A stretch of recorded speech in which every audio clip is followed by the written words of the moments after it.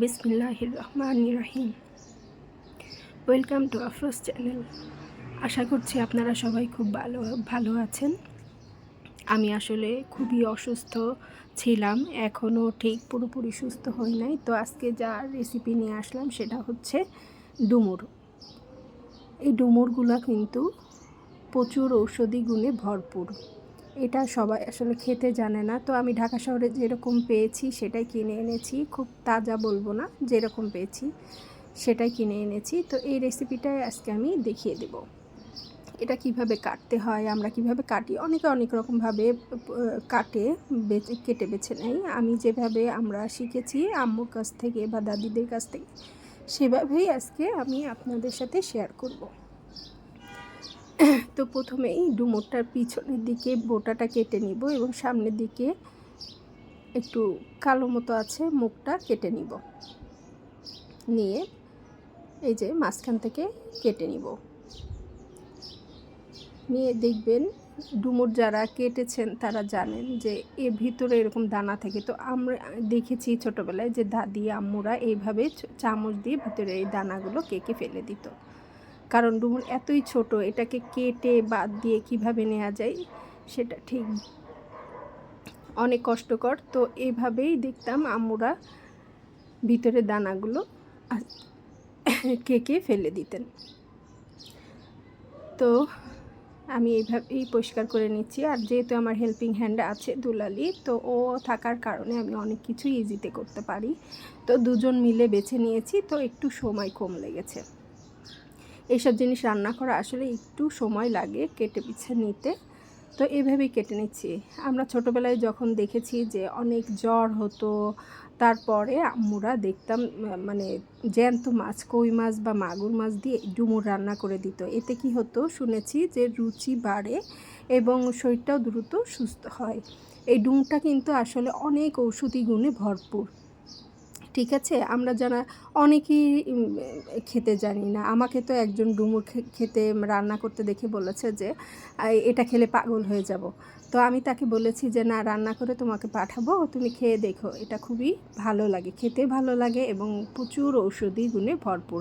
আপনারা গুগলে সার্চ করে দেখবেন যে গুগলে মানে ডুমুরের কী পরিমাণ ঔষধি গুণ রয়েছে। এবং এটা আমার কাছে মনে হয় যে আমরা কোরআনে যে তিনের কথা শুনি, তিনটা বাইরের দেশে পাওয়া যায় বেশি, ওটা খুবই সুস্বাদু, কিন্তু এটা আমার কাছে মনে হয় তিনেরই একটা জাত। ঠিক আছে, এটা এরকমইভাবে আমি শুনে আসছি। যা হোক, তো আপনারা চেষ্টা করবেন যে মাঝে মধ্যে এ ধরনের জিনিস খেতে, তাতে কিন্তু আমাদের শরীরে অনেক উপকারে আসে। এটা অনেক ঔষধি গুণ, আমি না বলি, আপনারা গুগল করলেই দেখতে পারবেন বা ইউটিউবে সার্চ দিলে এটা সম্পর্কে জানতে পারবেন। তো এই যে আমি এরকম করে পরিষ্কার করে নিচ্ছি। আর অনেক দিন ভিডিও দেওয়া হয় না, আমি অনেক অসুস্থ, গলাটা এখনও ঠিক হয় নাই, খুবই জ্বর ঠান্ডা কাশি ছিল, এখনও গলাটা আমার আসলে ঠিকভাবে সেট হয় নাই, কথা বলতেই আমার কষ্ট হচ্ছে। যা হোক, তো অনেক দিন পরে একটা রেসিপি নিয়ে আসলাম, আশা করি আপনারা চেষ্টা করবেন। এই যে এইভাবে কেটে পরিষ্কার করে ধুয়ে নিয়েছি এবং আলু দিয়ে নিয়েছি, এইভাবে একটা আলু দিয়েছি। ঠিক আছে, আমার ছেলেটা এই ডুমুর রান্নাটা খুবই পছন্দ করে, চিংড়ি মাছ দিয়ে রানলে সে খুবই পছন্দ করে খায় এবং আমাদের বাড়ির সবারই খুবই পছন্দ। তো চিংড়ি মাছ নিয়েছি বেশ মাঝারি সাইজের, 10-12টা নিয়েছি। এই যে এবার চলে যাব কিচেনে।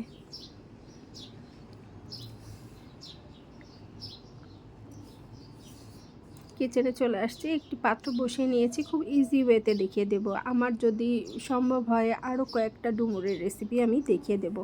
নারকেল দুধ দিয়েও আমি একটা রেসিপি করি ডুমুরের, সেটা খুবই ভালো হয়। নারকেলের দুধ দিয়ে আপনি যা রাঁধবেন তাই কিন্তু খুবই টেস্টি হয়। কিন্তু যেহেতু আমার খুব ঠান্ডা লেগে আছে, এজন্য আজকে আর নারকেলের দুধ ইউজ করি নাই। তো সরিষার তেল দিয়ে নিয়েছি, যে এটা যে কোনো তেল দিয়ে রান্না করা যাবে। সরিষার তেল দিয়ে নিয়েছি, আর দিয়ে নিয়েছি 3টার মতো পেঁয়াজ আছে, দেশি পেঁয়াজ আছে, দিয়ে নিয়েছি। নিয়ে পেঁয়াজটা হালকা করে ভেজে নেব।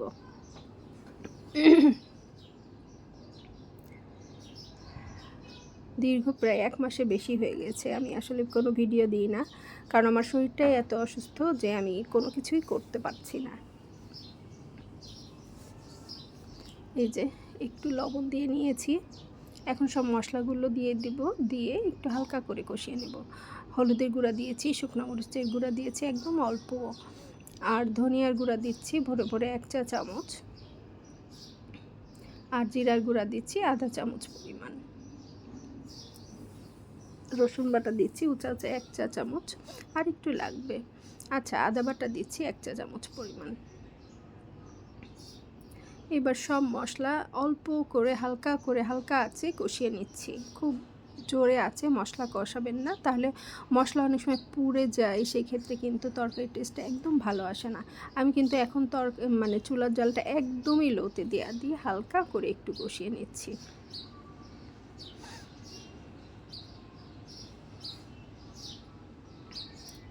এই যে দিয়ে দিলাম চিংড়ি মাছগুলো, এবার মশলাতে চিংড়ি মাছগুলো একটু কষিয়ে নিব।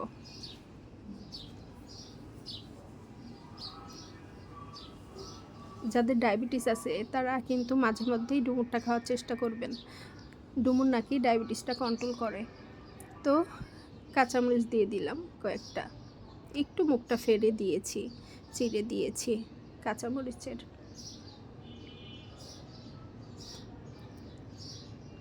ডুমুর আসলে আমাদের দেশে খুব ইজিতে হয়, বাগানে জঙ্গলে যেখানেই দেখেন আপনিতেই গাছ হয় এবং ডুমুর প্রচুর পরিমাণ ধরে।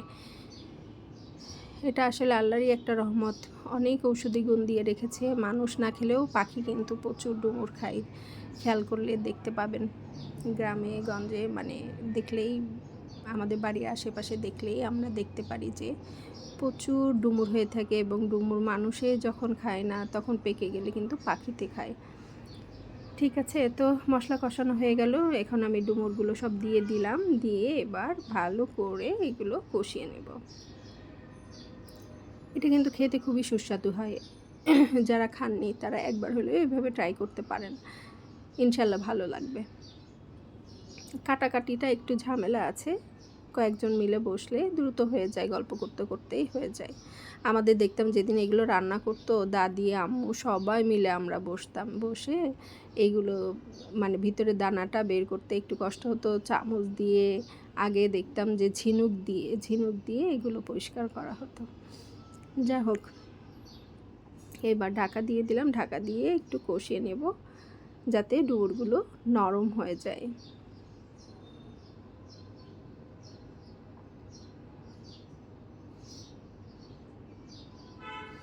ডুমুর কিন্তু ইলিশ মাছ দিয়ে রান্না করলেও খুবই টেস্টি হয়। ইলিশ মাছ নারকেল দুধ দিয়ে রান্না করলেও টেস্টি হয়, চিংড়ি মাছ নারকেল দুধ দিয়ে রান্না করলেও টেস্টি হয়, এবং চিংড়ি মাছ দিয়ে রান্না করলে এমনিতেও টেস্টি হয়। আবার জ্যান্ত মাছ, কই মাছ, মাগুর মাছ দিয়ে রান্না করলেও সেটা খুবই ভালো লাগে।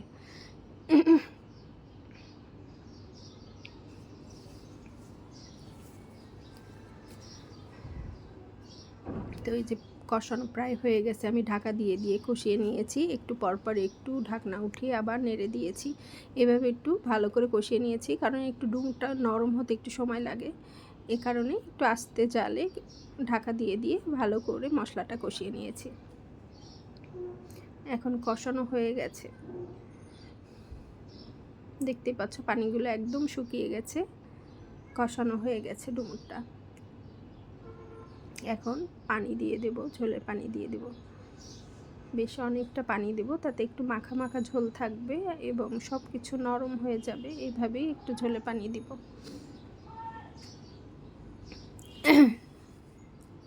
আপনারা যে দেখছেন আমার জন্য দোয়া করবেন, আমি যেন দ্রুত সুস্থ হয়ে যাই।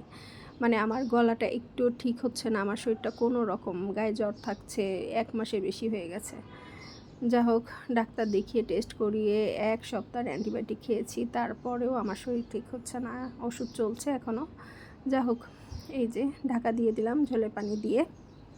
এখন চুলার আঁচটা কিন্তু বাড়িয়ে দিয়েছি, দিয়ে বেশ কিছু সময় রান্না করে নেব। এই তো রান্না তো হয়ে গেছে, এখন যে যেমন ঝোল খেতে পছন্দ করেন সেইভাবে রেখে নামিয়ে নেবেন। এই যে আমার রান্না কিন্তু হয়ে গেছে প্রায়, উপরে একটু কাঁচামরিচ দিয়ে দিলাম, জাস্ট একটু ঘ্রাণ বের হবে কাঁচামরিচের, ভালো লাগবে। এগুলো কিন্তু মুখ চিরে দেই নাই, গোটাই দিয়েছি কাঁচামরিচগুলো, যাতে ঝাল না বের হয়, জাস্ট একটু ঘ্রাণ বের হবে, এর জন্যই দিয়েছি। প্রায় হয়ে আসছে, আর একটু ঢাকা দিয়ে কিছু সময় রান্না করে নেব।